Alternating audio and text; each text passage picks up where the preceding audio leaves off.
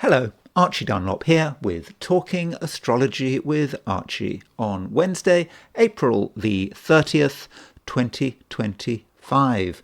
We've just had an election in Canada, and it seems that Mark Carney's Liberal Party has won. I don't think they've got an absolute majority, but I'm not absolutely sure on that. They might have to govern with another party's help, but it is a big deal, and it's something I do need to comment on. I've talked about Mark Carney and Canada in the past, and I absolutely understand that this is a very controversial subject. People have strong feelings here. And as far as what I said about this election, I mean, I did not make any formal predictions about it. I've actually kept quite quiet about Canada for the last few weeks, but I did point out that Mark Carney has a really good chart, and that's a real problem, isn't it? If you're, one of his opponents, and it sort of raises issues about the individual and the collective. Can a party win an election just by choosing someone who has a good chart?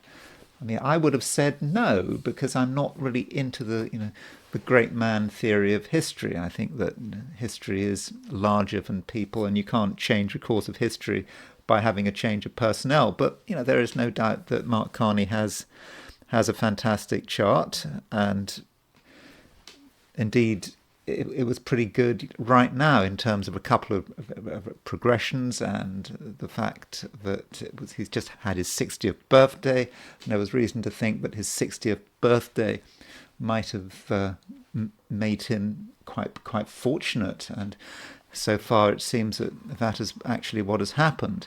And so Canada is something I want to talk about. There was this outage in Spain, the Iberian Peninsula, just complete blanket loss of power, and this is something that has affected a lot of people, and so I thought I'd make a few comments about that. I'm not promising I'm going to say anything earth-shattering about it. It was an event which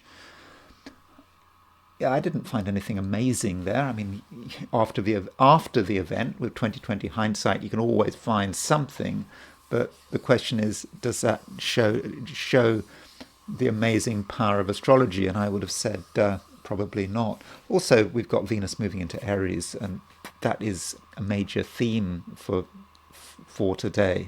Venus changing sign, moving out of Pisces into Aries, and I think that could have an impact upon all of us. So, before I talk about Carney and the outage, I want to look at the astrology and the I Ching for today, which is Wednesday, April the 30th, 2025. So here is the chart for today, set for noon, New York time. By the way, if you do happen to enjoy this video, feel free to like it. If you're not subscribed, I'd be very happy to have you as a subscriber. Apparently it makes a big difference to the channel. And so here is the chart for today, set for noon. And the moon is very much in Gemini. In fact, we've got a conjunction between the moon and Jupiter in Gemini. And so that conjunction, I would have said, was pretty fortunate. I mean, Moon-Jupiter conjunctions tend to be quite happy affairs, by and large. There are always exceptions. And the moon is, it's separating from a sextile to Mercury, so we might see that at the beginning of the day. In fact, if you're in Australia or New Zealand, that moon sextile Mercury could be with you sort of all of the day. So the moon moving from a sextile to Mercury to a conjunction of Jupiter is pretty good. And we do have following that conjunction to Jupiter, the moon will make a square to Saturn and a square to Venus, but I don't think that's something we have to worry about today. So from a lunar perspective, today looks quite optimistic, and we feel that things are are happening. And so if you want to do something, then now might be the time to do it. Mercury is direct. We've just had a new moon, and so overall, today looks quite good. And additionally, we have Venus moving into Aries, and Venus moving into Aries is it's a big change, and Aries, the Aries point is the beginning of the zodiac, you could say, 0 degrees Aries. So it certainly emphasizes Venus on the Aries point. It is about people. It's about how people get on with each other. And so that's good. On the other hand, Venus is moving from the sign of its exaltation to the sign of its detriment. And that could be a problem, though on the other hand, Venus is separating from a conjunction of Saturn. So Venus has been under the influence of Saturn, has been rather sort of held down by Saturn. And now Venus moves into Aries. There may be a feeling of sort of liberation there. So I think that some of us may feel more free now that Venus is moving into Aries, but Venus is not especially well placed in Aries, though it is starting to make a trine to Mars, and that Venus trine Mars is going to get stronger over the next few days. Oh, by the way, when is that Venus Mars trine going to be exact? So that Venus Mars trine is going to be exact, sort of in a few weeks' time. So over the next 3 weeks or so, Venus will move to that trine of Mars, and so this may be a time when we can be charismatic, and it may be a time if we feel we want to have an influence with that Venus trine Mars. I think that's something we very much can do. Now this Venus moving into Aries, it's not just about Venus changing sign. It's not just about Venus moving into its detriment. It's also about the midpoint Venus is on, and that is something I want to touch on sort of later in this video. And I think this Venus, hitting, I think it hits a Uranus-Pluto midpoint. It's conjunct the Uranus-Pluto midpoint. You can see this. There's Uranus, there's Pluto, there's Venus on that midpoint, and the Aries point is currently on the Uranus-Pluto midpoint, and so the Uranus-Pluto midpoint is about the desire for freedom, and with Aries on the Uranus-Pluto midpoint, a lot of people around us feel that things should be better, can be better, and they want to create change. And they certainly don't like being told what to do with Aries on the Uranus-Pluto midpoint. And this may have had some relationship to the Canadian election. Trump was probably unwise to talk about Canada being the 51st state of the United States. And I never quite get that. Why would want Canada be the 51st state? Wouldn't Canada be a number of states? Wouldn't it be the 51st, 52nd, 53rd, 54th? Would the Republicans in Congress really want to have a load more states? Potentially a lot of those states returning Democrat or Democrat-friendly senators. I don't quite get that, but I think that Trump talking about that at a time when you've got Aries on the Uranus-Pluto midpoint probably was not a good idea, and that it seems was reflected in the Canadian elections. But I'll be looking at that later in the video. So that's a picture for today, and set for New York. If you want to set the chart for Sydney, Australia, Moon is still in Gemini. Moon is still making a conjunction to Jupiter, but the Moon is Moon is making a close sextile to Mercury. So if you are in Australia or New Zealand or East Asia, you could argue that the dominant aspect is not Moon conjunct Jupiter, it's Moon sextile Mercury. And Moon sextile Mercury it's a nice aspect, it's very communicative, lots of things we can talk about, and we can talk about things in a very forward kind of way when we don't want to hold back. And then there is the heliocentric picture, putting the Sun at the center of the solar system, and the main aspect heliocentrically is Mercury trine Uranus. So geocentrically, we already have a moon sextile Mercury. So that moon sextile Mercury is about effective communication. We also now have Mercury trine Uranus heliocentrically. And again, that is about communication. And it's about, what we're talking about, what we feel we want to say, and we can speak with power and conviction. And I think it should be a good time for getting our message across. Additionally, the Earth is starting to move to a sextile of Mars, and over the next couple of days, that sextile will become closer and closer. And so, again, that's quite a strong aspect heliocentrically. It encourages us to do things, to make our presence felt, and we're not going to just want to watch what's going on and just be passengers. We want to express our identity and express our point of view. And so it might be a good idea to tune into that aspect, Earth sextile Mars.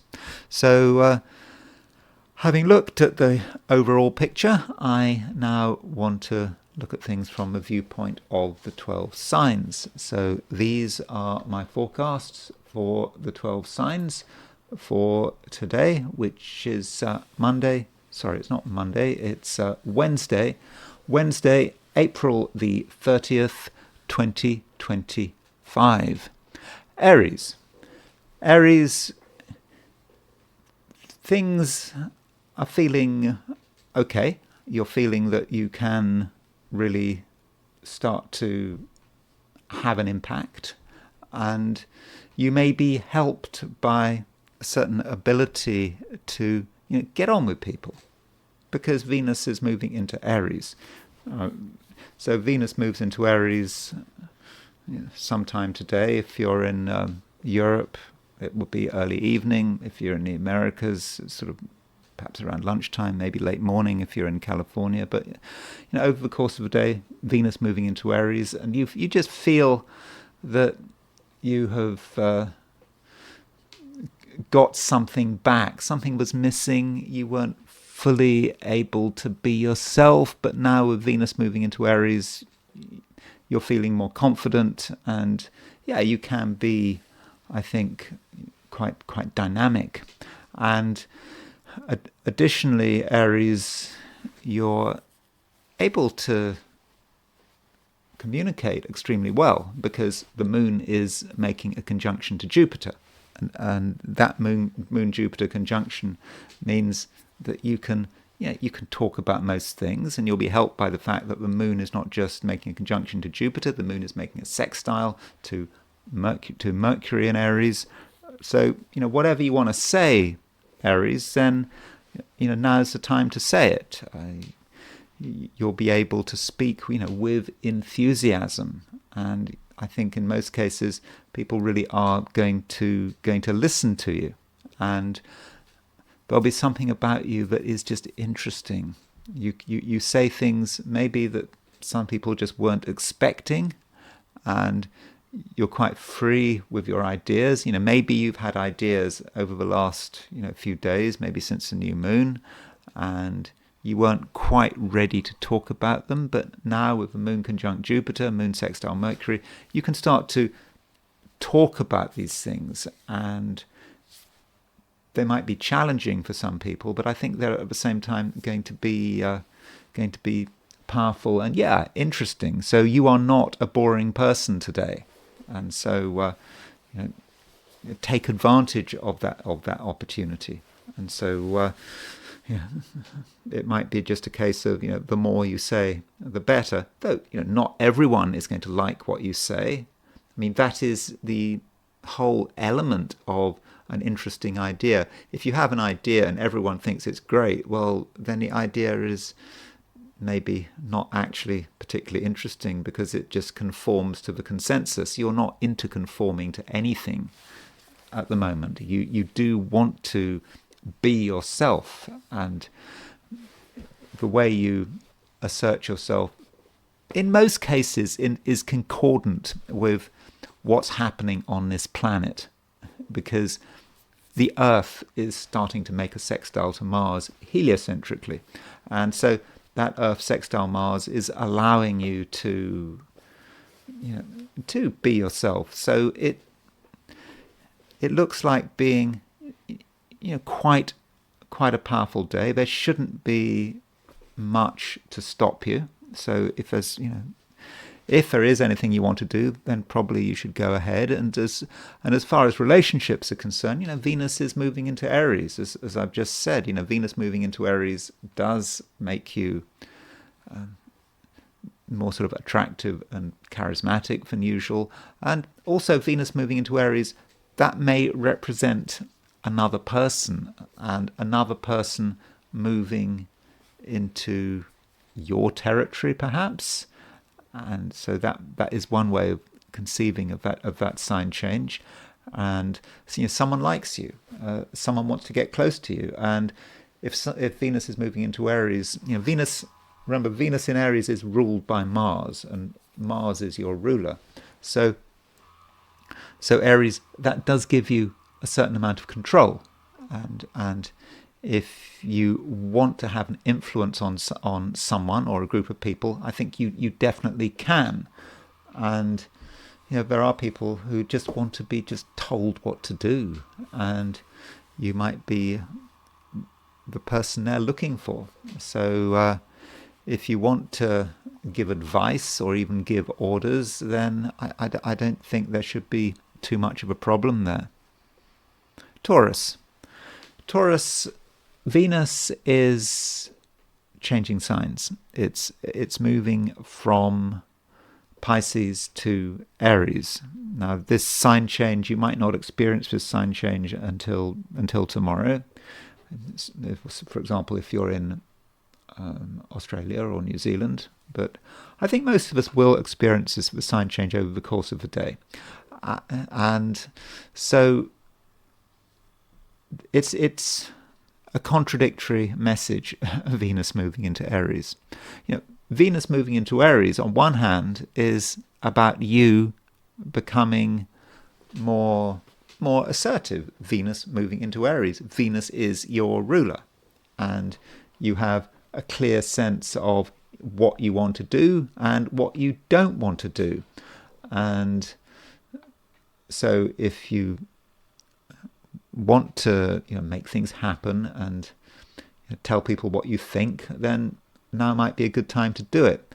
On the other hand, Venus is moving into a sector of your chart which is fairly low profile, and it just may be a time when you might be strong, but at the same time you don't really want to demonstrate this strength. You'd rather do things in your own way and be very strong and assertive about it. So while Venus is moving into Aries, while Venus is moving through Aries, in many cases you might want to just hold back, and you might want to do things on your own, in your own quiet way, and you can do it in a way that is very powerful, but you don't necessarily have to involve other people. Now, Venus is obviously not going to be in Aries forever. Venus changes sign. When does Venus move into Taurus? So Venus will so when Venus moves into Taurus, which will be the beginning of June, actually. It's around the 6th of June. So that perhaps is a date for your diary, 6th of June, when Venus moves into your sign, and that's when, you can perhaps be more sociable, and you can announce yourself. And of course, Venus moving out of Aries into Taurus means Venus will be moving out of its detriment and into a sign which it rules. So that is something to be looking forward to. Now, going back to Venus moving into Aries. So one thing about Venus moving into Aries is that Venus is out of Saturn's orbit, if you like. Well, of course, Venus doesn't orbit Saturn, but it's away from Saturn, and the sign change makes a big difference. Yeah, sure, Venus might be only a few degrees away from Saturn, but it's in a different sign. And so you might actually feel that you've escaped from something with Venus moving into Aries. Now, that doesn't mean that your position is necessarily stronger. With Venus, when Venus was conjunct Saturn, you were able to exercise your responsibilities very well, and I think that you were quite disciplined. Perhaps you've lost that, and you may actually have lost some of the structure that you were able to utilize over the last few weeks when Venus moves into Aries. And so, freedom can have a cost. And, Venus, when it moves into Aries, does also make a conjunction to Neptune. So, that can make things a little bit confusing. So it may just be a time coming up where you don't fully know what is going on. And so you might feel that, you are a little bit lost when Venus moves into Aries. There are lots of things you'd like to do, but you're not sure. And so, don't feel that you have to do anything. And just because you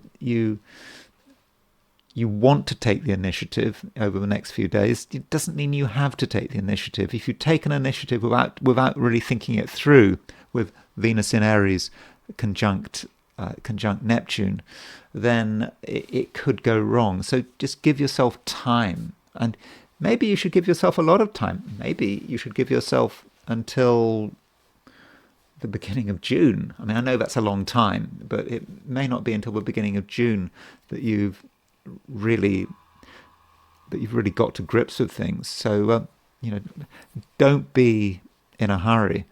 Having said all that, Venus, your ruler, is on the Aries point, and so you have a connection with the world, and you have a connection with what is happening in the world, and you actually have a good understanding of what people are thinking and what they're feeling and what their aspirations are. And it may not be that you're actually telepathic on a one-to-one level. If you are telepathic or sensitive, it's more just about knowing what the group wants, just having a feel for it with Venus moving into Aries. And you can feel the fact that there is a lot of dissatisfaction around you, and that people want to break free, and you want to break free. Not just because you as an individual want to break free, it's because whatever the group you're attached to feels under pressure, and you want to change things. And perhaps that gives you an opportunity to take on a subtle leadership role. I say subtle leadership role because this is not really a time for Taurus to be really in the center of things. I don't think so. But you can still have an influence, and your influence is going to be helped by the fact that you are quite sensitive at the moment, and sensitive in a good way. One other point: Venus, when it moves into Aries, is starting to make a trine to Mars, and with that Venus making a trine to Mars, from a relationship view, that does allow you to get on with people. And as Venus moves towards the exact trine with Mars, that's not for another few weeks. You do become more attractive, and you're able to sort of use your charms in a constructive way. But I'll be talking about that Venus trine Mars, quite a lot over the next few weeks. Gemini, one thing going on is that Venus is moving into Aries, and that this movement is not something that is absolutely essential to you. You don't have to obsess about it, but Venus moving into Aries does create a little bit of a change. And with Venus moving into Aries, I think that you can perhaps be a little more sociable than usual, and you'll be able to give other people some of your time, or at least more of your time. And that might have been something that recently you weren't prepared to do, perhaps because you had other priorities. But now with this Venus sign change, you can be a little bit more sympathetic to other people's needs. And at the same time, the moon is making a conjunction to Jupiter. Moon is also making a sextile to Mercury. So moon sextile Mercury, moon conjunct Jupiter. Those are two very fortunate aspects, at least from a Gemini perspective. It means that you're able to get on with people very well. Of course, helped by the fact that Venus is moving into Aries, and also you're going to be quite free in your speech. You're going to be able to say what's on your mind, but you're not going to be too heavy about it. You can be sort of quite light in what you say. You're not necessarily going to alarm people if you don't want to. I mean, you have to decide what you want to discuss, what you want to talk about, and with Moon conjunct Jupiter, you can make people feel good, and the connections you have with other people and what you talk about, you'll get some good feedback. So, feel free when it comes to your social life, and when it comes to whatever you decide to talk about, because being a Gemini, there are lots of different things you can talk about. And with this Moon conjunct Jupiter, Moon sextile Mercury, that is a reminder that Mercury is starting to move towards a sextile of Jupiter. And it takes its time. It's not quite there yet. But the Moon is kind of bringing Mercury and Jupiter together. So the Moon has made the sextile to Mercury. It's now making a conjunction to Jupiter. So the Moon's bringing Mercury and Jupiter together. And so what that means is that relationships can really work well with that aspect, and you'll find it easy to be impressive. And if there's any particular relationship that you're trying to create or build on, then today you might actually be quite successful. So if there's anyone you want to get hold of, or anyone you want to talk to, or if you and another person have had recent difficulties, then now would be a good time to build bridges. That's something you absolutely can do. So, don't ignore the social dimension, and don't give up on anyone. If you've been let down in the past, or indeed if you have let another person down in the past, it's not the end of the matter. Geminis can let people down. Geminis can be unreliable, and they can give the impression of being cold. And it's a Gemini thing, because Geminis find it difficult to just focus on one thing, and they might be distracted, and because they're distracted they might be accused of being cold and unfeeling. Of course, it's not true, but there is that possibility. So if there has been a recent misunderstanding, and whether it's your fault or whether it's the other person's fault or whether it's just bad luck, then you perhaps have an opportunity to create new connections, and to demonstrate to another person that you really are a nice person.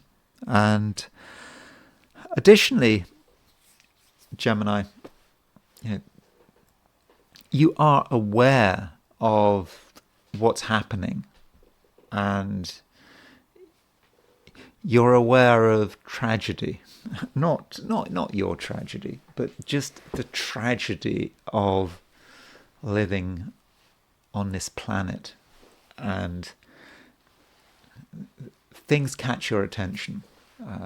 Injustice catches your attention. People suffering, it catches your attention. And sometimes Geminis can just gloss over it, they can move on. But at the moment, I think you are more aware than usual about other people's suffering, than what groups of people are going through, and you might think that is unfair. Why is everything okay for you, or why is one group doing well, why is another group doing so badly? And so that awareness might creep into, well, certainly might be creeping into your thoughts, and might spoil your happiness a little bit. And also it might be creeping into your conversation. You are, in general at the moment, pretty light and happy-go-lucky. I think you can be. At least that's the impression you give in your conversation. But you may feel that that's not quite good enough, and that serious subjects do need to be discussed. Will that go down well? Well, not necessarily. People like to think that everything's fine, but sometimes you can't help yourself. So it's good that you're aware of what's happening on this planet, and it's possible, if you handle things right, that you can spread awareness. So if you regard yourself as being an activist, then it might actually be a good day. You can disturb people if you want to. You don't have to, but if you want to disturb people and make people worry about something, I think that is something that you actually can do. Cancer. The moon is making a sextile to Mercury, and it's making a conjunction to Jupiter. And I regard those two aspects as being pretty fortunate. Particularly that moon conjunct Jupiter. Moon conjunct Jupiter is an aspect that is lucky, and you have a sense of what you can do, and you appreciate that there are lots of things that you can do if you want to do them. And your luck doesn't necessarily have to be shared, and it doesn't necessarily have to be announced. You can be completely content in your own world, feeling that you're in control, and you may be of the view, Cancer, that is the way that things should be. If you involve other people in what you're doing, is that going to make things better? In fact, it could very well make things worse, because then you have to deal with other people and their problems and their interventions, and they may not see things in the way you do, and actually they might water down your good luck. So don't feel that anything has to be shared. And additionally, think about what the best way is to achieve your goals, and you might be thinking about that quite a lot, and perhaps acting on your thoughts as well. But I think acting on your thoughts in a way that is fairly low profile, and that's the way it should be as far as you're concerned. And if you think back to the weekend, the weekend there was a new moon, and this new moon for you, Cancer, may have felt like a new beginning. You could say goodbye to the past, new lunar phase, and now that the moon is in Gemini. Of course, the new moon was in Taurus. That's by definition. The sun and the moon were in the same sign. They were in the same place. They were in Taurus. And now that the moon is in Gemini, you can start to think about it all. You can think about what that new moon was all about, what what you need to do to mark this new lunar cycle, and the moon making that conjunction to Jupiter, it does give you a feeling that you are fortunate, and that if you are allowed to do things your way, then what can go wrong? Well, I don't think anything can go wrong. So Cancer, perhaps it's a time when you should just be trusting yourself. Though Venus is moving into Aries. Now, you may not actually feel the full impact of Venus moving into Aries today, because it comes in over the course of the day. If you are in Australia or New Zealand, then the Venus doesn't actually move into Aries until tomorrow. If you're in California, then the Venus will move into Aries sort of late morning. So it moves in over the course of the day and into tomorrow, and that is, I think, a big change for you. And with Venus moving into Aries, there is a social dimension. Now, you may not be aware of that social dimension right from the beginning. It may not be immediately obvious, but as Venus moves through those first few degrees of Aries and makes a conjunction to Neptune, you'll perhaps be aware of its influence. And what Venus moving into Aries can do for you, Cancer, is it actually allows you to present yourself very effectively. Now, today, I don't think you're necessarily in the mood for presenting yourself to anyone, but over the next couple of days, that might change. And if you want to present yourself, and if you feel you need to make an effort, and with Venus moving into Aries, it is a looking in the mirror combination. It doesn't mean you have to look in the mirror, but you may be looking in the mirror, more than usual once Venus starts to get going in Aries. And so you'll be aware of how you present yourself, what you look like. You might be imagining how people are evaluating you, and evaluating you in terms of surface appearances. That's not necessarily the case that they actually are evaluating you through what you look like, but you might have that impression. And I know that sounds a bit superficial, but you just have to be open to that possibility. But appearances aside, Venus moving through Aries is going to be a good time for you, Cancer. And Venus is moving through Aries for quite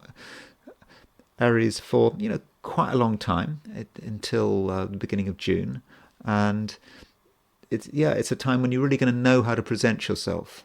And so any ideas you have, anyone you're trying to impress, then now might be your chance. And from a career view, if you're trying to make a good impression, or if you're trying to get a new job, or you're trying to get a promotion, that Venus moving through Aries could actually be very useful.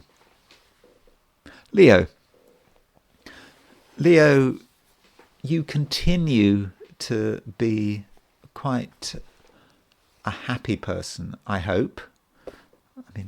I'm sorry if you're feeling absolutely miserable, but there's every reason to think that you should be happy today. And if you're not feeling happy, well, maybe you should make more of an effort. There are things going on which you should be happy about.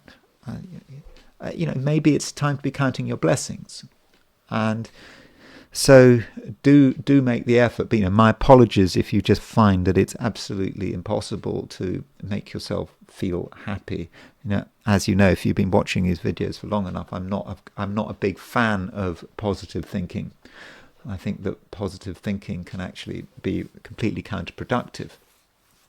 But still, I do think that there is a real chance that you can feel good about yourself. And because you feel good about yourself, you can make other people feel good about themselves. So really, really try to be positive and optimistic if you possibly can, because I think it can make a big difference. And also, in terms of whatever you're trying to achieve, it's going to help.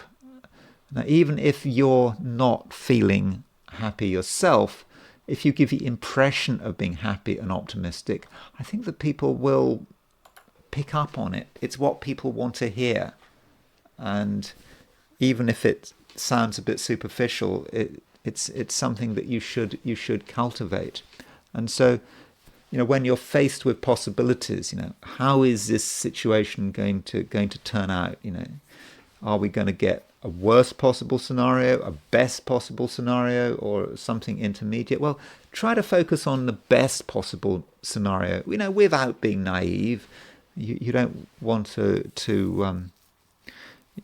fall into the grips of fantasy.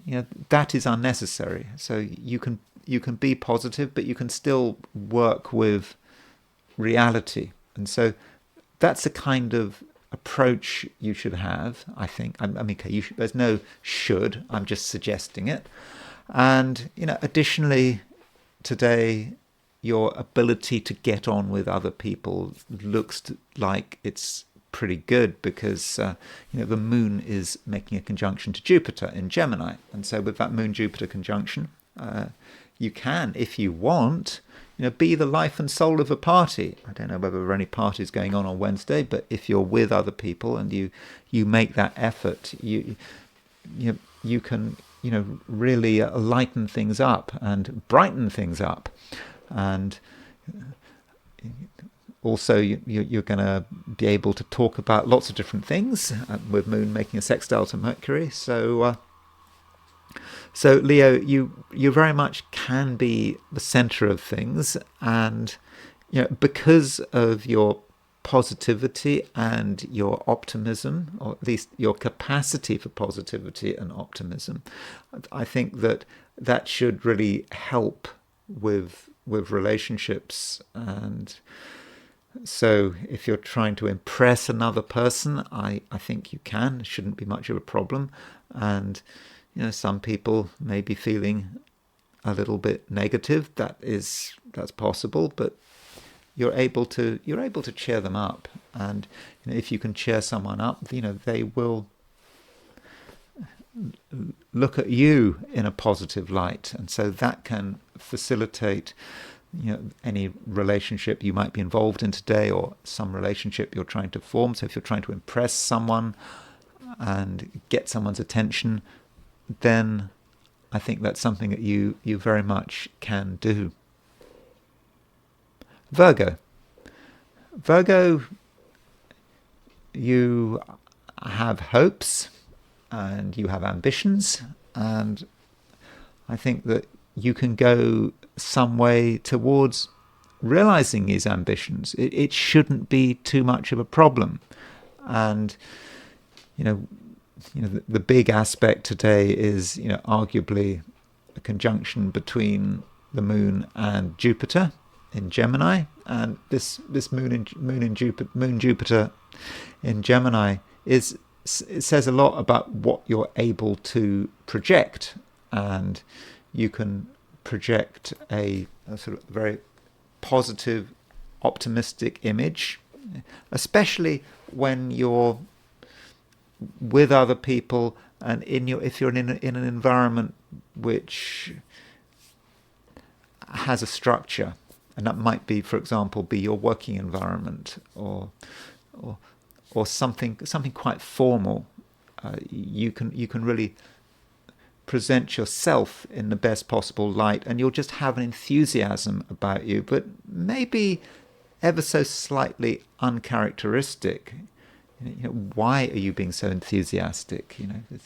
Normally you're a little bit more cautious, but you at the moment you can see what is possible. And additionally, the moon is making a sextile to Mercury, and of course Mercury is your ruler. So with moon sextile Mercury, you feel that you finally get a chance to express something which recently had been very difficult. You might have felt a little bit stuck, and you weren't quite sure how to tell people what's on your mind. But now it's coming together with this moon sextile Mercury, moon and the moon making a conjunction to Jupiter. And this link up between Moon, Jupiter, and Mercury may facilitate relationships of all kinds. Mercury is now moving towards a sextile to Jupiter. Okay, it's still got a long way to go. I mean, quite a few days before that Mercury-Jupiter sextile is exact, but it's getting closer, and the Moon is bringing Mercury and Jupiter together. And so this is, a great time for forming relationships or improving relationships.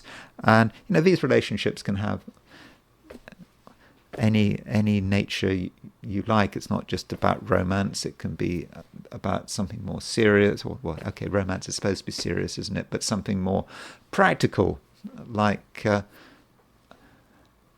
business partnership, for example, or just you and someone else have a connection with one another. You have a shared goal, shared ambitions, and you can work together for this. And in fact, this Moon conjunct Jupiter sextile Mercury might have a career or financial or business or a financial element to it. And so really consider how you and other people can help each other in terms of achieving your particular goals. You might have different priorities, but somehow these priorities can merge. And it might just be two ships passing in the night. There's a sort of some common ground, and once the work is done, you can move on and perhaps never see each other again. It doesn't matter. But other people are useful. They can be useful, and so relationships do look good. Now, as far as close relationships, very close relationships, we can't avoid the fact that Venus is changing sign. Venus is moving out of Pisces into Aries. And so, with that sign change, close relationships may undergo a little bit of a change, and things might become perhaps more complicated, but more complicated doesn't mean more difficult. And it just may be that with Venus moving into Aries, you have to take another person more seriously, and you might have to sort of work on different levels, and that includes the emotional level. And perhaps it's going to be very important to understand another person's emotions, more important than it was, say, over the last couple of weeks. Libra, it's finally happening. Venus is leaving Pisces, and this sign change takes place, over the course of the day and into tomorrow. Okay, if you're in Australia or New Zealand, Venus won't move out of Pisces until tomorrow. But whether it's today or tomorrow, it is happening. And so, with Venus changing sign, that is likely to have an influence on you. And with Venus moving into Aries, in one way, that is going to make you more dynamic. Venus is moving into a fire sign. It's moving into a cardinal fire sign. It's also moving on to the Aries point. And so with Venus on the Aries point, you are in touch with the world around you, and the world can see you. It understands you. And if you want to do something of a sort of a public nature today or tomorrow with Venus conjunct Aries, I think that is something that you really can do. But with Venus moving into Aries, the emphasis does change. Venus is moving into your opposite sign. Aries is opposite Libra, and so with Venus moving into Aries, you are certainly aware of the social dimension and the interpersonal dimension. And you may feel that, if you want to really make progress, that you might actually need another person's help, or you might need to do things within a partnership. On your own, you may feel that you have limited power, even limited control. Now, you don't want to exaggerate. This is not about dependency, about you being entirely dependent on other people for anything to happen. It's more about you just being aware that you can't do things on your own, and just finding the right way to bring people into your life and to share the various activities you're involved with. Maybe you're doing things and you've done quite well, but you've reached a point where you can't do things on your own. You do need some outside assistance. So don't be afraid to cooperate with Venus moving through Aries, but don't cooperate with everyone. Some people are misleading. Remember, the first aspect Venus makes when it moves into Aries is a conjunction to Neptune. So I'm not suggesting that over the next couple of days you immediately drop everything, do what you're told, put yourself in a position of dependency. That would be a bad idea. That would create all sorts of problems. You need to always look after your own interests. Venus may be moving into your opposite sign, Venus moving into Aries, but it's also moving into Aries. And Aries is a very dynamic sign, and it's about you making it very clear about what you want. You just have to do it in a way that has a consideration of what other people want as well. And also, Libra, don't feel that you know everything and that you've understood everything that needs to be understood. You have gone through a lot, you've churned through a lot, and you've certainly come to some conclusions, perhaps some important conclusions. But at the moment, with the moon making a conjunction to Jupiter, there is more out there. There's more out there to be discovered, and that moon Jupiter conjunction should be cherished. There aren't so many more moon Jupiter conjunctions left in Gemini, by the way. And there isn't going to be a moon Jupiter conjunction in Gemini in about a month's time. But the moon Jupiter conjunction after that will be in Cancer. So this is the penultimate moon Jupiter conjunction in Gemini. So why am I telling you that? Well, because you're a Libran, you're an air sign. You've got Jupiter is at the moment in Gemini. It's moving towards the end of Gemini. It's already in the last decan of the sign, the last 10 degrees. And so this has been an opportunity to realign yourself perhaps in a spiritual sense, also to sort of reset your beliefs maybe. And your beliefs are in a process of change, I hope, in a way. You shouldn't have fixed beliefs, not totally fixed beliefs. There's always something new to discover. And so, this process of discovery is coming to an end. And with moon Jupiter conjunction, with the moon Jupiter conjunction today, you can make good progress. And you can become aware of new things. So don't have a limited day. A day when you're limiting your horizons, when you're trying to make things as uncomplicated as possible for yourself. Just be open to things that are new. And in many cases, it may be nothing you can nothing you can do anything useful with. It may be something you disagree with, but somewhere there is something new that can really be of benefit. So make the most of that, because there's only one more moon Jupiter conjunction in Gemini left, and I think at the end of May. So overall, Libra, there's quite a lot going on today, and it's not a day for doing nothing. And be aware of the social dimension. Be aware of how people can help you. Be aware also of how you can help them. But don't allow yourself to be in a situation where you are being controlled. That's not what it's about.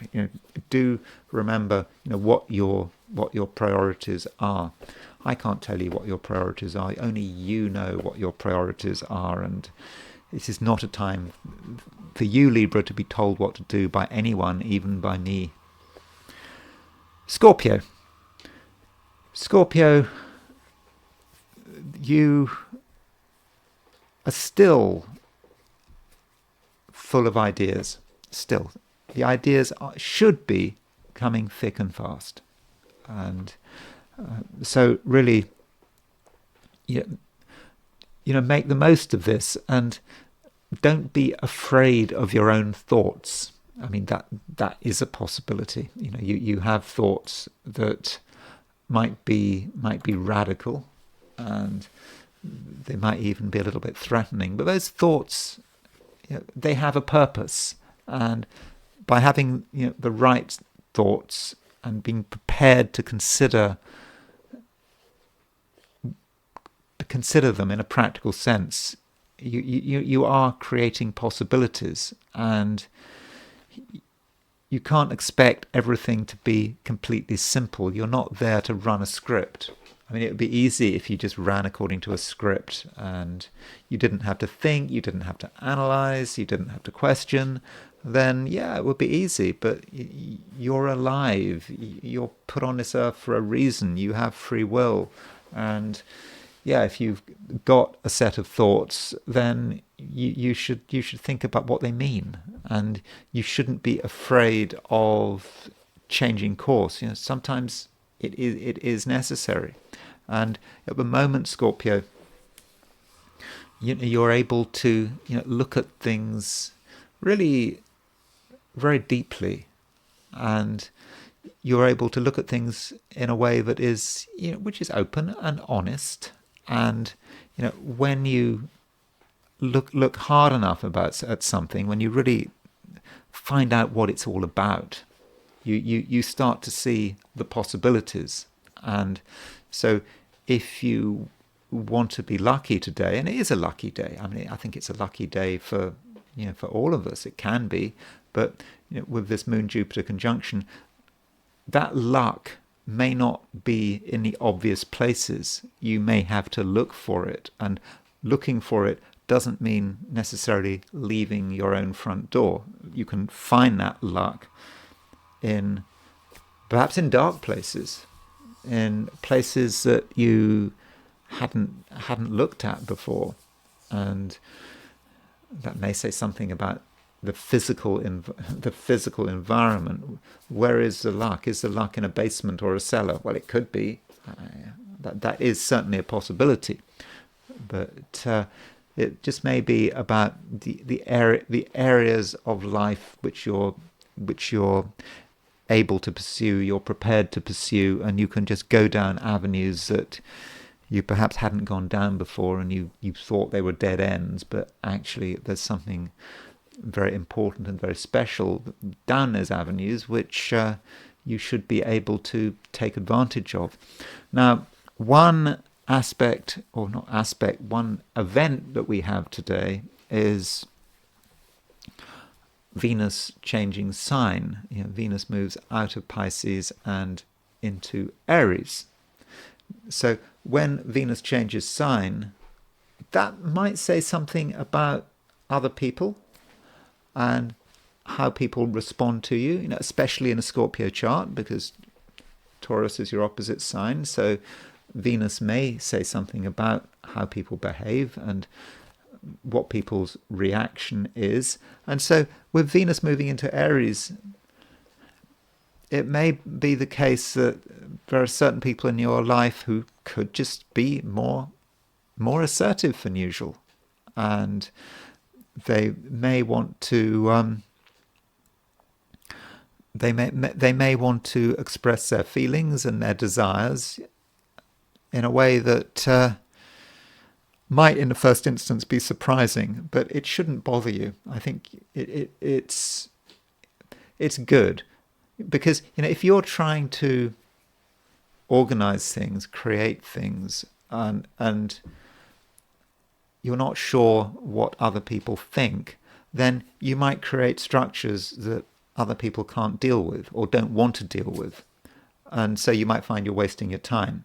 So perhaps if you are creating things and trying to create some kind of social structure, you have a chance to actually find out what people think.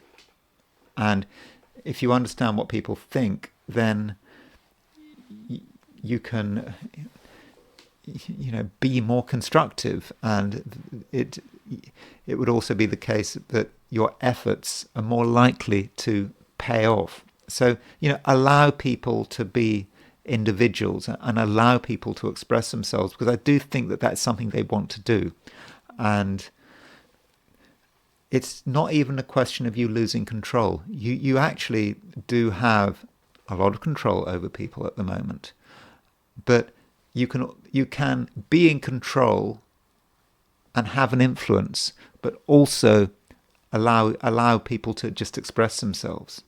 And when people express themselves and you show yourself to be sympathetic to that expression, then you get the rewards. So you can remain in control, but also be in a situation where people feel free and they feel that they are not being hampered by that powerful Scorpio personality of yours. So, it is a day, Scorpio, when you can really sort of handle people, in the right way. And by the way, another thing about Venus moving into Aries is that when Venus moves into Aries, Venus moves into Aries, it starts making a trine to Mars.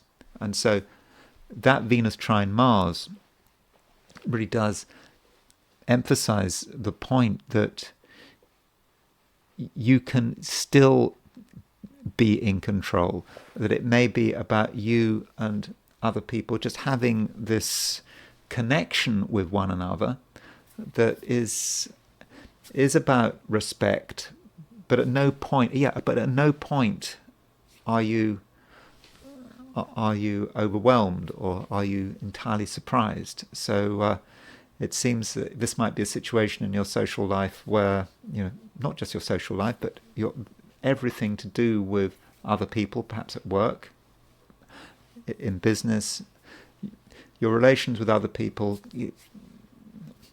whatever their purpose, should start working really well, and there will be a lot of respect in both directions. So I think that looks good. Sagittarius, you can allow people to be themselves and express themselves, and I think that you can benefit from that experience. You don't have to do everything on your own. You don't have to think for other people. You can just give people a chance to say what they really think, and that's facilitated by the fact that we've got Moon conjunct Jupiter. The moon is sextile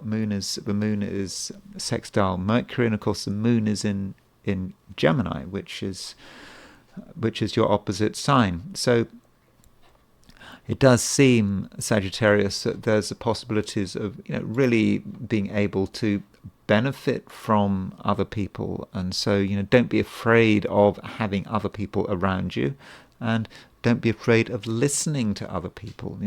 They've got something to say, and you can encourage them.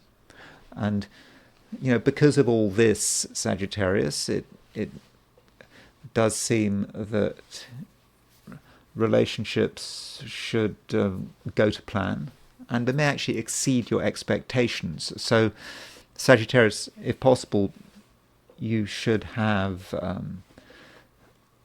a social day. Try not to spend the day alone, because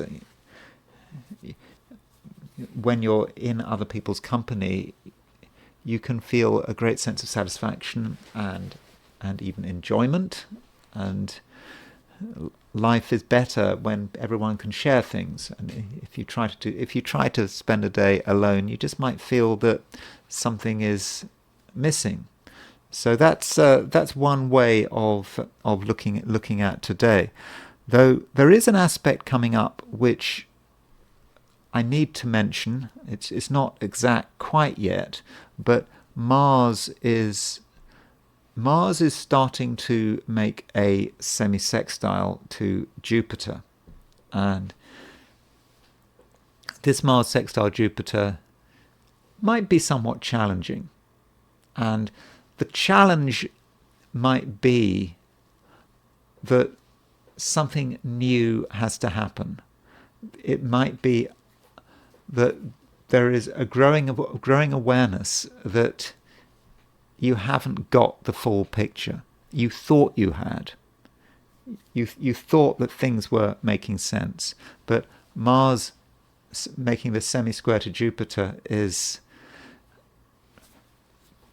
reminding you, or it's almost nagging you, that something else needs to be discovered.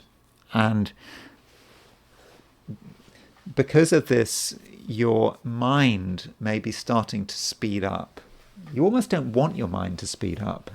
You'd rather stay where you are, but your mind is going in different directions, and it's coming up with ideas that you don't feel always comfortable with. You think of a possibility, and you regard that possibility as just, no, that's not going to happen. But then you think about it again, and it just doesn't go away.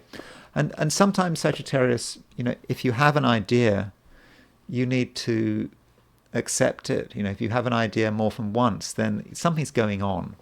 And so, Sagittarius, perhaps you should sort of write things down. Try to record how your ideas are developing. And it's particularly that idea which seems weird, seems unrealistic, doesn't make sense, and it's a contrarian idea. And that might be it. You can actually be contrarian. You are able to see things in a way that no one else sees, and it's almost contrarian by your own standards.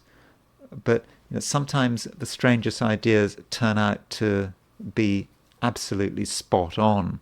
So don't neglect your own intuition. And perhaps the idea is the final expression of an intuition. And that's how it works, isn't it? So there are things going on in the collective, in the universe, and you don't really understand them. You may feel them, but you can't verbalize them. But now things are trickling down, and they're starting to verbalize. And so do take your own ideas seriously, very seriously.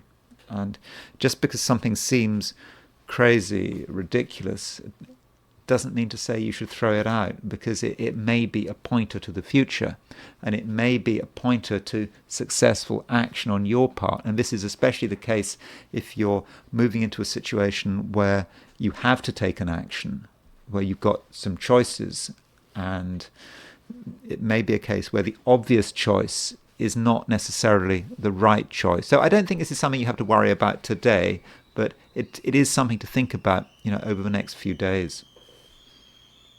Capricorn, you probably have a good idea about how things should work and how things should be managed, and you don't really need to be told. And so, if you feel that you want to do things in a particular way, then go ahead. And your approach is not narrow-minded, not at all narrow-minded. You're able to really consider the various pressures on you. You're able to consider other people's needs, and you're really able to put it all together. And create something that really works. And you quite possibly don't need any help, but you can get help if you want. And if you give people a chance, you might actually be pleasantly surprised. So perhaps you might have a tendency to think that you should do everything on your own, because at least if you do everything on your own, then if anything goes wrong, well, it's down to you. You can't blame anyone else. But sometimes it's okay to be more trusting. And so if you have your doubts about another person, then don't necessarily give in to those doubts. Maybe you should give people a chance. And this would especially be the case if you're involved in any kind of relationship. It does seem that the people close to you have a positive energy to them, and it's upon a positive energy that I think you really can use and you can harness. And you should certainly be prepared to listen to what you're being told, or not necessarily what you're being told, what people suggest. In the end, you can do things however you like, but if you're able to take into account other people's views, well, so much the better. That would just make things easier.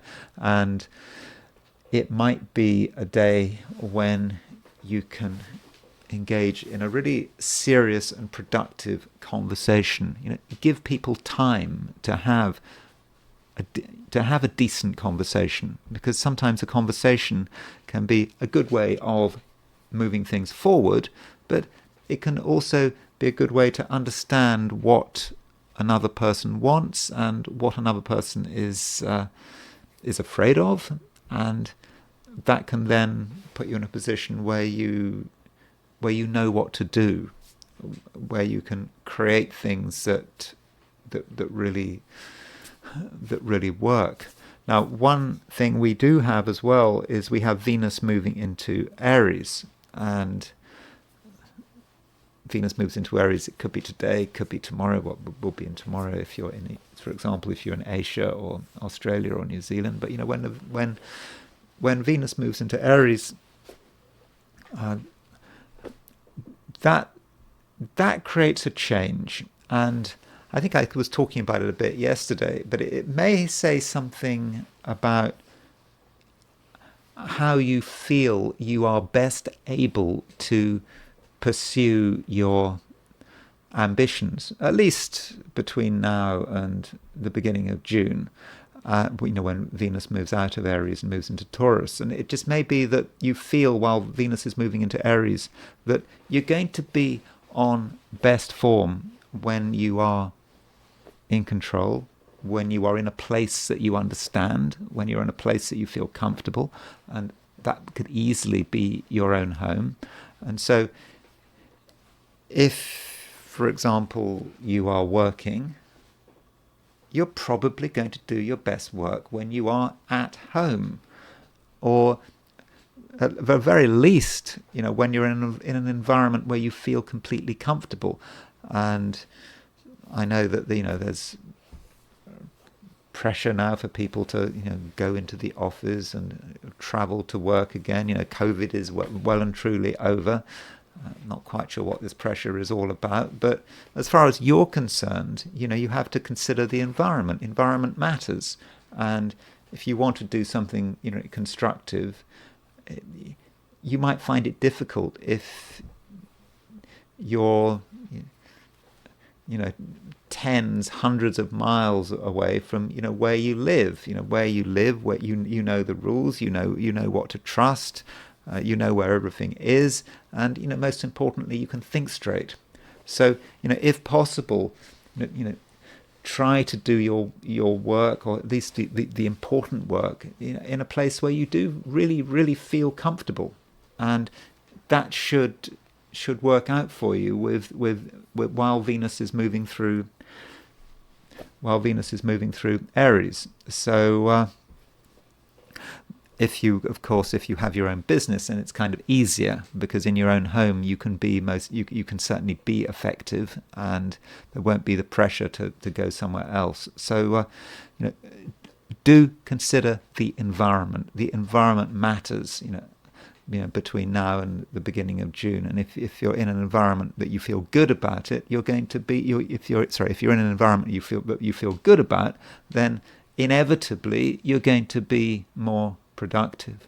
Aquarius, you benefit from a conjunction between the Moon and Jupiter, and this conjunction takes place in Gemini, which is an air sign. And from an Aquarian perspective, this conjunction is fortunate, and it allows you to be yourself, and you can be pretty creative. And if there's something you want to do, you can do it, and I think you can do it well. And also you might have an awareness of what you can do well, what really works for you. And, that might sound obvious, but in life one goes through different phases, and different things work in different ways. And part of the challenge of Jupiter being in Gemini, I think Jupiter went into Gemini last May, so while Jupiter has been in Gemini, but the challenge has been, Aquarius, to recognize what you're good at, and also what makes you feel happy. It's not just what you're good at in terms of making people happy or ticking particular boxes. It's what you're good at in an existential sense. What you are all about, at least in this broad time frame in which you are living. And so now that the Moon is conjunct Jupiter, you may be getting extra insights. And you should not forget that Jupiter it's not going to be in Gemini forever. Jupiter does move out of Gemini into Cancer in June. So this is actually the last but one Moon-Jupiter conjunction in Gemini for, probably 11 years. There's one more Moon-Jupiter conjunction, which I think would take place at the end of May. And that's it. The Moon-Jupiter conjunction after that will be in Cancer. So while the Moon and Jupiter are in conjunction, try to tune into this energy. What is it all about? What is it telling you to do? And really look at your various activities. What makes you feel comfortable? What makes you feel happy? What makes you feel miserable? And it might be just a time to be making choices and deciding that some things are just a chore. You don't like doing them. They're not doing you any good. You've had enough. And other things, they represent who you are. They are a fundamental representation of your identity. And so, they should be nurtured and supported. And that just might be a way in which the Moon-Jupiter conjunction in Gemini is working. And you're going to also be able to think about it and talk about it. So there's no reason why you have to hold back. And if you feel you need feedback, if you need other people to tell you what's going on, to give you an insight into yourself, then don't be afraid of asking. People are going to be quite free in terms of what they're saying about you. And if you need constructive criticism, now might be a good time to be getting it. And things are made better by the fact that people are quite optimistic about them at the moment. People are prepared to express their optimism, and this is especially the case when it comes to the people who matter in your life. Those people, they do want the best for you. I mean, they might have have suggested sometimes that they don't want the best for you, but actually they do. And if you need support and enthusiasm and encouragement, then you can get it. So really, it's important that you regard, other people as a resource, and that includes, members of your family. And really, the more you know someone, the better you know someone today, Aquarius, then I think the more helpful and more useful they can be. Though from a social perspective, you're able to interact with lots of different people, and you know how to behave, and you know what to say, and there's just something about you that is free and easy, and people in most cases are going to like what you have to say. And so it is a day, Aquarius, when you should really try to be as positive as possible with that moon conjunct Jupiter. I mean, you're not the only one of the 12 signs who I'm encouraging to be positive. I think that with that moon conjunct Jupiter, there's an emphasis on positivity for many of the signs. But I think for you, for sure, you need to be as optimistic as possible. And also, though, it is a time when you have to make choices. If something is making you miserable, then possibly you shouldn't be doing it anymore. Pisces, there is a conjunction between Moon and Jupiter today, and also the Moon is making a sextile to Mercury. And these aspects are certainly very helpful, and they make you feel good about yourself, and they also give you a certain sense of security, because you feel that you are in the right place, and you should feel that you're in the right place. You don't have to go somewhere else. There might be a bit of pressure to go somewhere else, to do something that another person suggests, but I don't think you have to give in to that pressure. And if you decide that something is working for you, then you should go with it. Though I should say that Mars is starting to make a semi-square to Jupiter, and over the next few days that semi-square will become closer and closer, and so that may represent the beginnings of a new pressure. And again, it's not a pressure you have to worry about today, but I think you should be aware of it. And it may be, Pisces, that you start to realize that there's something that has to be done that you don't want to do, and it could be something that you put off, and it's getting to you, and it's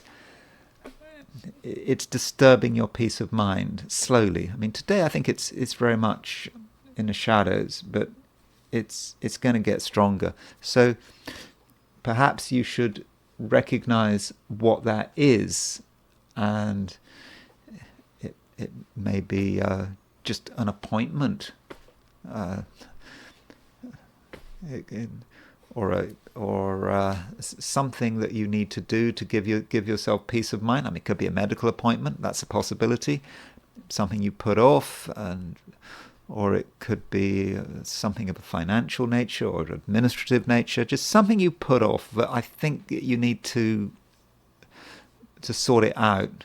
Again, I'm not predicting anything bad here. I'm really talking about your peace of mind, and because there is that nagging feeling. But today, again, we've got a moon conjunct Jupiter. You don't have to worry about it too much. And additionally, you have a lot of ideas. Some of your ideas could be really good, and they might be a little bit disturbing, but you don't have to act on these ideas. You just have to be aware of them. And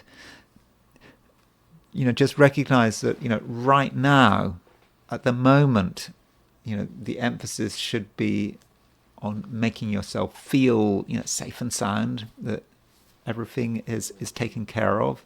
And so that is how you feel. Now, one other thing is that Venus is now moving out of Pisces. Venus is moving into Aries, and so that very much brings to an end the Pisces season. It's the last personal planet in Pisces. Okay, the moon will go into Pisces every month, but aside from the moon, that is the last personal planet going into Pisces until next year. So with this sign change, you may feel that it is quite important. And I'm not saying that you're necessarily going to feel Venus moving out of Pisces into Aries today, but maybe it's more about tomorrow. And so Venus moving out of Pisces into Aries, Aries is a sign that in the Pisces chart is sometimes connected with money and spending money. And so with Venus moving into Aries, and the moment it moves into Aries, it starts making a conjunction to Neptune. And money and the issue of money could suddenly become important. And then there may be actually a pressure to spend money over the next couple of days that you don't really want to have to deal with. You don't really want to have to bother with, but it's still there. And maybe Pisces, you just have to work out what it's all about. And finally, there is relationships. Now, relationships looks good because the moon is making conjunction to Jupiter. The moon is also separating from a sextile to Mercury. So Mercury and Jupiter are in sextile with one another. The moon is bringing them together. Mercury and Jupiter in the Pisces horoscope are two planets very much connected with relationships. Jupiter is you, Mercury is the other person, the moon is bringing them together, and so certain relationships can really work. And if you are talking about relationships and you're trying to improve relationships or create relationships, you have to be quite organized about it, and you have to ask, what the relationship is all about. Relationships can be about many different things, and the kind of relationships that work best for you at the moment are relationships that make you feel more comfortable. Relationships can have many different purposes. They can be about excitement. They can be about variety. That's not what we're talking about here. I think we're talking about a relationship which satisfies your security needs, and it could be a relationship that is of a financial nature or is of a business nature, but something that makes you feel better about yourself, and perhaps a relationship that makes you feel more supported, at least in a material way. I don't think it's quite so much about the emotional side of things, but I know it sounds a bit sort of trivial talking about money and the material side of things, but it could matter, and certain people are in a position where they can make you feel more materially secure. And that's it. Those are my forecasts for the 12 signs, and it's now time to look at the I Ching. So I asked the question, what is Wednesday going to be like for those watching the I Ching section of this video? And the first hexagram I got was hexagram 17, which is following. And this hexagram is can be about looking for something. You are looking for something, and you feel that it's important to find it, not just for yourself, but for other people.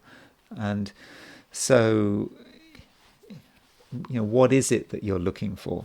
And what might be stopping you from achieving your aims. And it's it's easy to be distracted, and and you have to work out what priorities matter.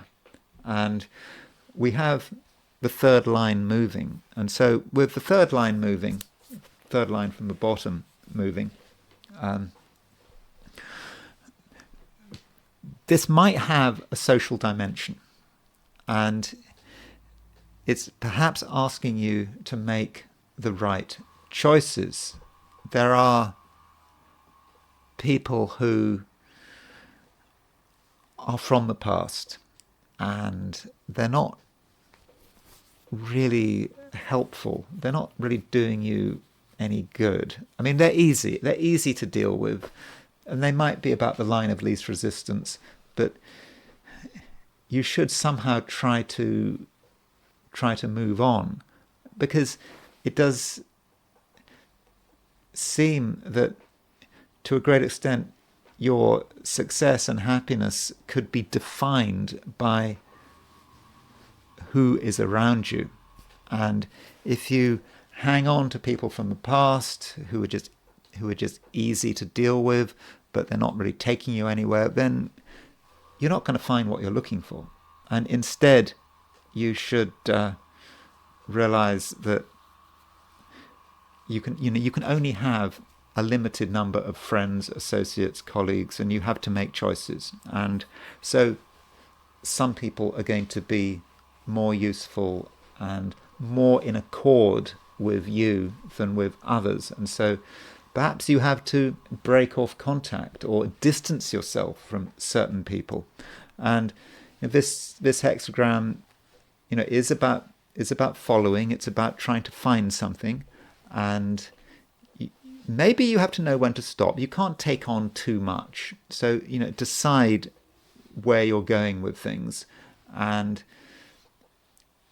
don't push things further than you must, because if you go too far, then things might go wrong. And part of that is the fact that the third line is moving. The third line represents a movement, but it is often about conflict that can be rather difficult. And the third line, represents the halfway point of the trigram. So we've got the bottom line, second line, third line. After the third line, we move into the top trigram. And so it's saying, well, you're maybe not ready to move into that top trigram yet, and you perhaps need to hold on and at the very least pause. But with the third line moving, we do move to a second hexagram, and the hexagram we move to is hexagram number 49, which is revolution. So perhaps what is going on here is that you are contemplating actually a much larger change. It started off in a fairly low-key kind of way. The previous hexagram was following. You were trying to find something, and you realized that certain things in your life weren't working. Maybe even certain people in your life weren't working. And now you've reached a point where something more fundamental has to change. If you don't change it, then you may be facing sort of stagnation and even decline. And it's part of the organic process of growth. And so over the course of the day, ask yourself, what does need to be changed? Where is that radical change? And something perhaps connected with the hierarchy. I Ching is always about hierarchies. Who is in control at the moment? Who are you listening to? Perhaps there is someone who has too much control, and it's not working anymore. And so perhaps the power balance has to change in terms of whatever group you're in, whether it's at work or in your family or your friends.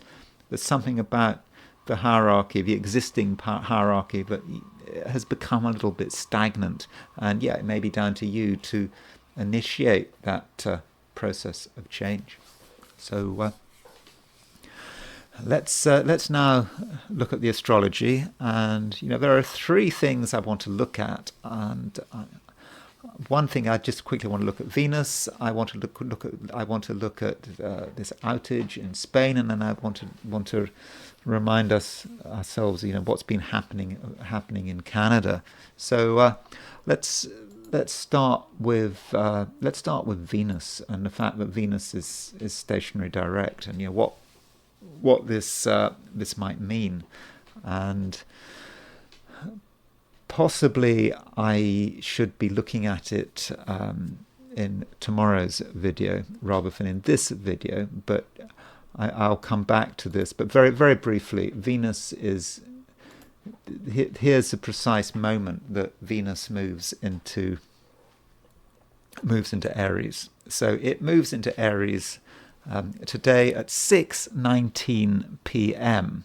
And so there it is, Venus at 0 degrees Aries. I've set this for London. And so the important point about Venus moving into Aries is there are a number of important points, but one thing is it is moving towards a conjunction of Neptune. And I think that this is something I will be talking about probably in tomorrow's video. But that is, that's an important event, and it is reminding us now that Neptune is in Aries. And it's kind of interesting that, we've got the papal conclave coming up. They're about to choose a new pope, a new spiritual leader, and Neptune in Aries. What kind of spiritual leader are they going to choose? I will be looking at that conclave chart maybe tomorrow, because I think it's May the 7th. So that's something I want to look at. But there's also the midpoints that Venus is on, and Venus is on the Aries midpoint. Sorry, Venus is conjunct Aries, so that means that Venus and the Aries point share the same pairs of planets. And one midpoint that we do have, and it's not just about Venus, it's the fact that we have got Aries is aspecting the Uranus-Pluto midpoint. So, here is, you see here is Uranus, here is Pluto, and we've got Aries is right in the middle. And so Venus is conjunct this midpoint. And, the Uranus-Pluto midpoint is about wanting to be free, and wanting to be free in perhaps quite a dramatic way. And, we're not happy with the way things are, and we want change. And if we look at what Alfred Witte says about the Uranus-Pluto midpoint, and particularly Aries on the Uranus-Pluto midpoint. So he says Uranus-Pluto, Alfred Witte says about the general principle of Uranus-Pluto: mutations, bounds, to leap, explosions, changes and transformations which start suddenly. And he says about Aries on a Uranus-Pluto midpoint: the generality suddenly faces change conditions and must adapt itself to them. And with Venus, he says, Venus on a Uranus-Pluto midpoint: affections and friendships which start with surprise. Well, that's very nice. I suppose that's possible.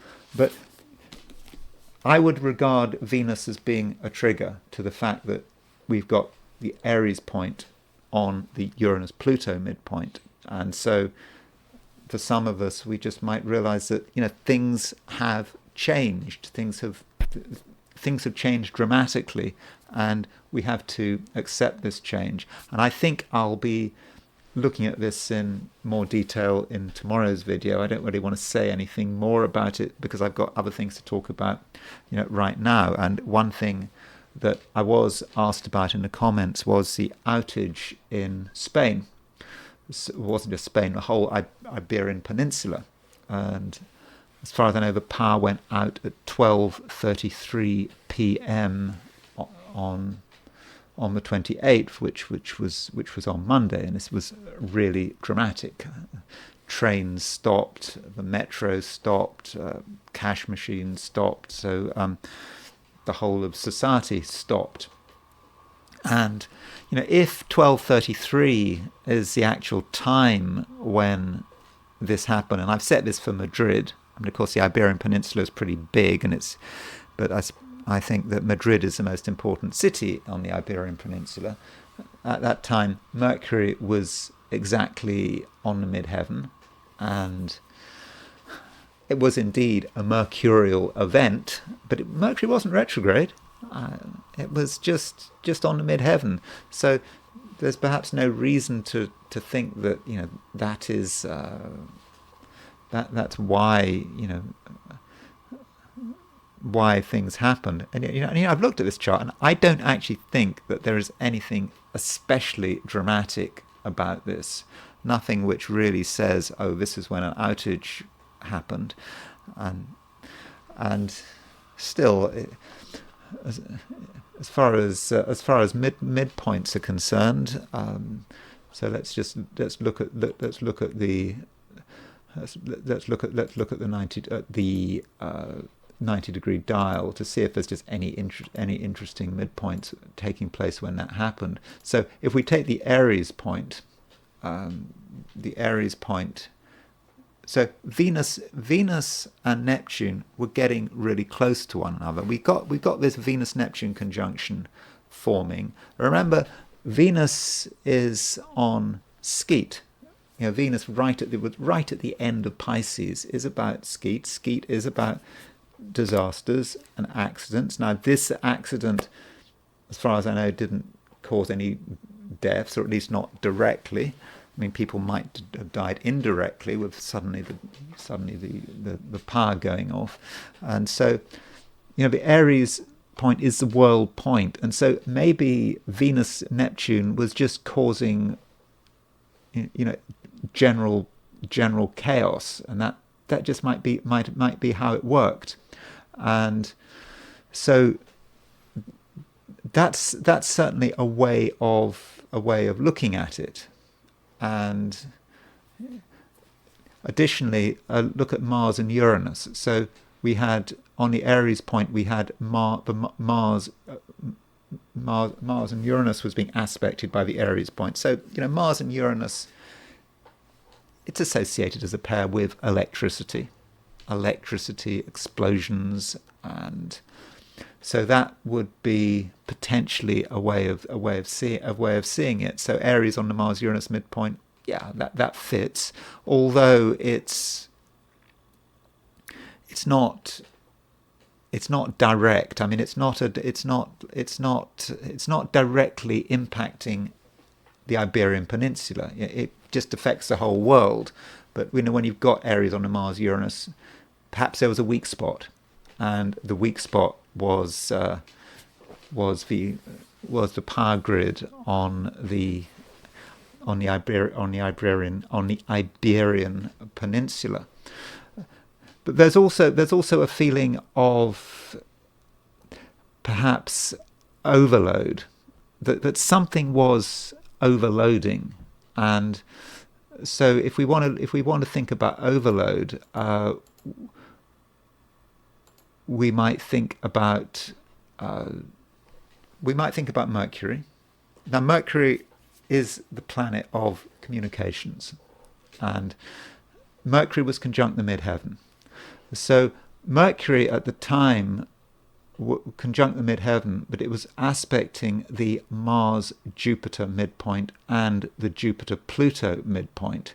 So you could say that Mercury was linking up with that. Remember, there was that Mars-Pluto opposition. So we had the Mars-Pluto opposition was linking up with Jupiter, and it was just something excessive, something which blew the system.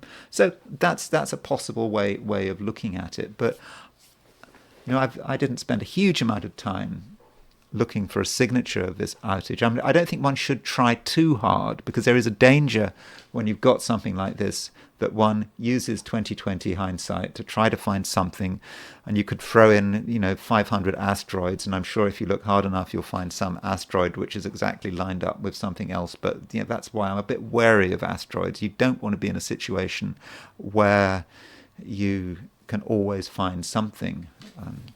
I think it was the astrologer Terry Dyer who said, well, he did work as an astrologer at some time. He wrote a computer program about it, but he had his doubts about astrology, and he said that he said words to the effect that an astronomer is someone who looks into the sky and always finds what they're looking for, whereas words to the effect that an astrologer is someone who looks down at the chart and always finds what they're looking for. So one has to be a bit careful about that.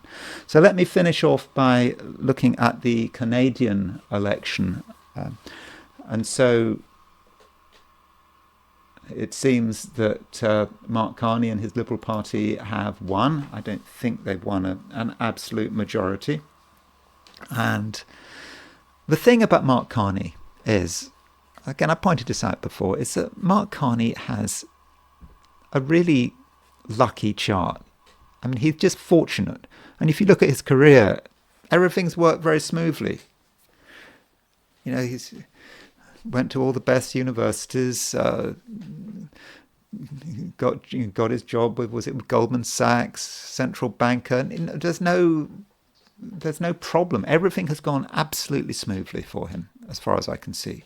And Mark Carney has Jupiter rising, and Jupiter in Taurus, you could say that is really fortunate. It's just Jupiter's a lucky planet. Jupiter is direct, and Jupiter is in mutual reception with Venus. So Jupiter is in Taurus, which is in the sign of Venus, and Jupiter is in a sign ruled by Venus, and Venus is in Pisces. Venus is ruled by Jupiter. So he's got this, Venus-Jupiter mutual reception, and additionally he's got these trines from these Virgo planets, and he's got Mars trine Jupiter. It all works well. Now you could say, well, he's got Algol quite close to the ascendant, but it doesn't seem to have bothered him. I mean, Algol, maybe people are jealous of him. I mean, you could see jealousy and Algol, but it's all worked for him. And he had his 60th birthday just as he became Prime Minister. And so his 60th birthday, if you're into profections, then you repeat the ascendant every 12 years. So the profected ascendant is Taurus again, and so so at the age of 60, he comes around to Taurus again. Venus is again his year ruler, and that Jupiter conjunct the ascendant is just really, really clear. I mean, that contrasts with Kamala Harris, who she had her 60th birthday just before the presidential election, and of course she lost that. But that was a slightly different picture. The ruler of her. There's here, by the way, is Kamala Harris's chart. So she had her 60th birthday, a couple of weeks before the election, and she has a North Node in Gemini. So that North Node in Gemini became active. But in her case, it didn't help the fact that her ruler of her ascendant was Mercury, and her Mercury is not particularly strong. And I think that Mars at the time was square her Mercury. That was one of the many reasons why she lost the election. And again, when one tried to work out who was going to win, Kamala Harris or Trump, it was because Kamala Harris had such a bad chart, and there were a number of reasons why she had such a bad chart, which I'm not going to go into at the moment. But like Mark Carney, she turned 60, and it worked well for Mark Carney, but it didn't work well for Kamala Harris. So that is perhaps one reason why it worked, why things worked for Mark Carney, because that Jupiter is so strong, and that Jupiter is in mutual reception to Venus. And so when she turned 60, Venus, if you use perfections, was ruler of the ascendant.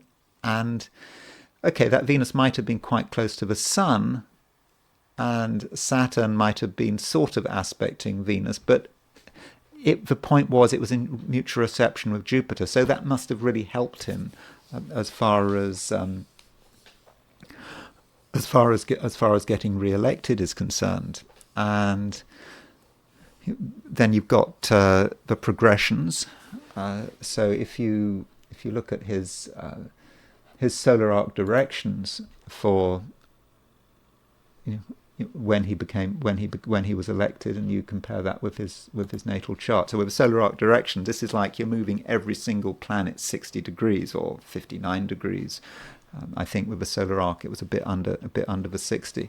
So his progressed Sun was at 2440 Taurus. So his progressed Sun, coming right onto his ascendant. And progressed Sun had just crossed his Jupiter, and it was on his ascendant. So it's kind of not surprising that things worked well for him. And additionally, he has in his natal chart Jupiter sextile Venus. So these planets, Venus, Jupiter, in sextile with one another, and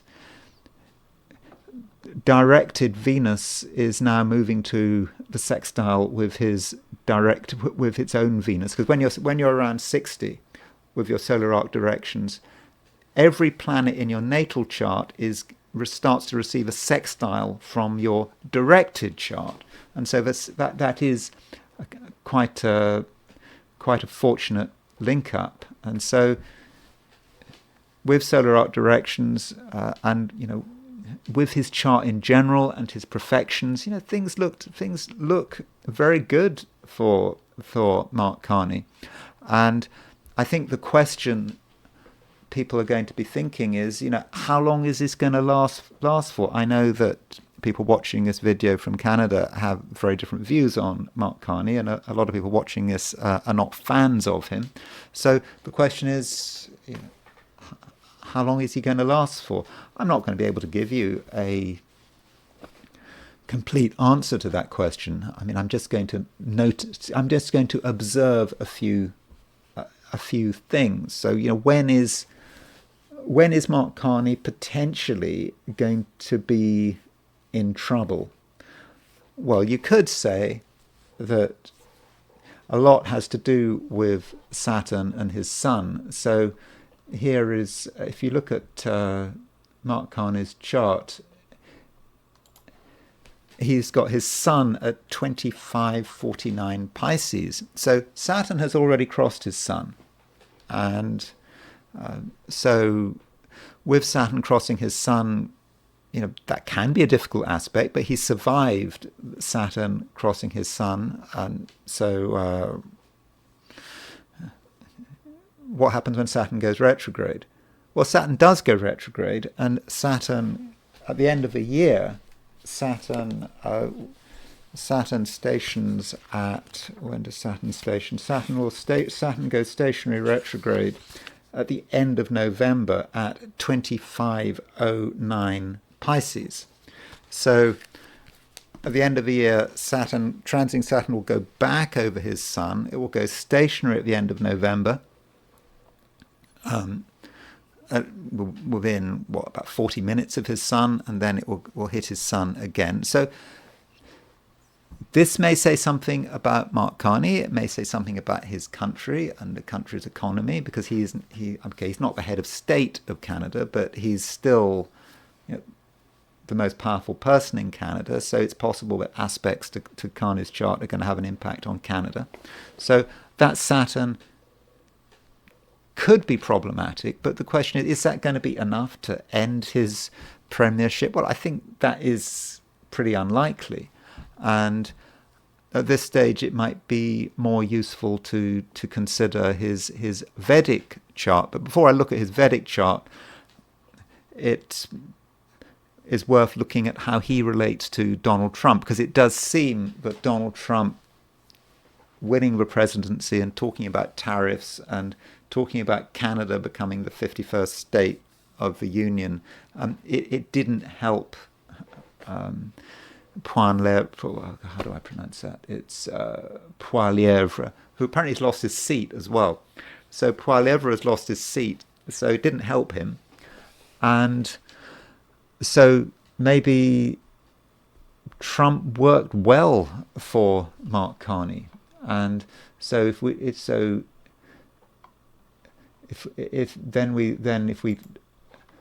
at the synastry between Trump and Mark Carney, Trump has got his Trump has got his Uranus at 1754 Gemini, and so Trump's Uranus is exactly on Carney's North Node. Additionally, Trump has his Jupiter at 17 Libra. So Trump has a Jupiter-Uranus trine, and it's hitting Carney's North Node. And so you could say that Jupiter trine Uranus, that's Trump saying what's on his mind, having all sorts of ideas, being big and bold about it, and talking about not just about tariffs, but how great it would be if Canada were to become part of the United States. And so Carney's North Node, which is his direction and where he's going, could be his connections, maybe even his connections with the Canadian people. That Jupiter Uranus, you could say, was facilitating Carney. So he perhaps did Carney a favour, and then we're going to see. Okay, we'll see how the relationship between Carney and Trump develops. Notice that Trump's Mars is at 26 Leo, and Carney's ascendant is at 25 Taurus, and we've got Uranus has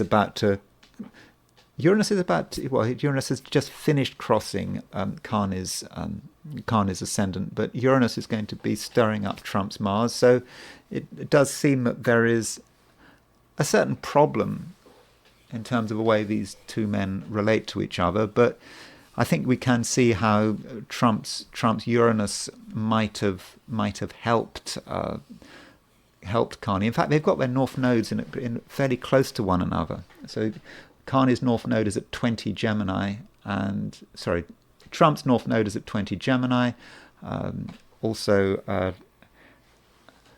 Trump's sun is fairly close to Carney's north node. So maybe there's some kind of fated connection between the two men. And finally, I just wanted to look at Carney's Vedic chart. And so here is his Vedic chart, because the Vedic chart looks at sort of longer term trends and where Carney is at the moment. And so Carney is in his Jupiter Dasha. So the Jupiter Dasha lasts for 16 years, and the Jupiter Dasha starts for Carney in July 2014, and I think was that around the time he became chairman of the governor of the Bank of England. But this Jupiter Dasha so far for Carney is working pretty well, even though in his natal chart, Jupiter is in the 12th house. Jupiter is also in the 29th degree of the sign. Remember, he's got Jupiter in Taurus in his Western chart, and he has got Jupiter in Aries in his Vedic chart. So even though he's got Jupiter in the 12th and it's in the last degree of the sign, it's been okay for him, and in fact it's been very good. I mean, he's now prime minister, and he's just been re-elected, and so you could say that given we know, even though there are questions about the state of Jupiter in his Vedic chart, given we know that he's been successful so far in his Jupiter Dasha, maybe he's going to be successful for the rest of his Jupiter Dasha. And his Jupiter Dasha lasts until 2030. So there is a good argument to say that actually, short term, Carney may be fairly unstoppable. And so if you're thinking about that Saturn transit at the end of the year is going to derail him, I think that is probably unlikely. I mean, I'm going to go into further detail at a later stage, but these are just my first thoughts about Mark Carney and the election. And so with his Jupiter Dasha, we can sort of follow this through and say, well, his next big change. His Saturn Dasha starts in 2030. He's actually got quite a good Saturn because he's got Saturn conjunct Venus in, and it's also in sidereal Aquarius. So the next big change is when he moves from his Jupiter main Dasha to his Moon sub-Dasha. And his Moon is conjunct Mars. And his Moon is opposition Saturn. And so you could say that his Moon is actually under quite a lot of pressure, and it's not easy. So these two malefics are hitting his Moon, and so this may be a problem just waiting to happen. And his Jupiter Mahadasha and Moon Subdasha, it starts on November the 16th, 2025, and this is roughly the same time that Saturn goes stationary, and would go stationary pretty close to his Sun. So if you are not a fan of Mark Carney and you're waiting for him to trip up, then it may be that by November things aren't quite so easy for him. I'm not 100% convinced that this is going to be the end for him, that anything dramatic is going to happen in terms of his government. But still, this could be when the problems start. And he is supposed to be an economist. He's supposed to be able to effectively run Canada's economy. Just because you're an economist doesn't mean that you are good at running economies. When you're actually in charge, that is not true. So first thing to look for is November. I think that's when there could be trouble for him. How much trouble? I don't know. But you just have to remember that Mark Carney is lucky, but still we have not seen this Moon really work out and show its cards yet, and we perhaps have to wait until November. So from a Vedic viewpoint, he should be okay for the time being, but I think the end of the year could be interesting. I mean, I'll go into more detail about this, but for the moment, that's all I've got to say about Mark Carney. So thank you very much for watching this video. If you did enjoy this video, I'd be very grateful if you were to like it. If you're not subscribed, I'd be super grateful if you were to subscribe. If you want to buy me a coffee, there's a link in the description, and I will talk to you again tomorrow.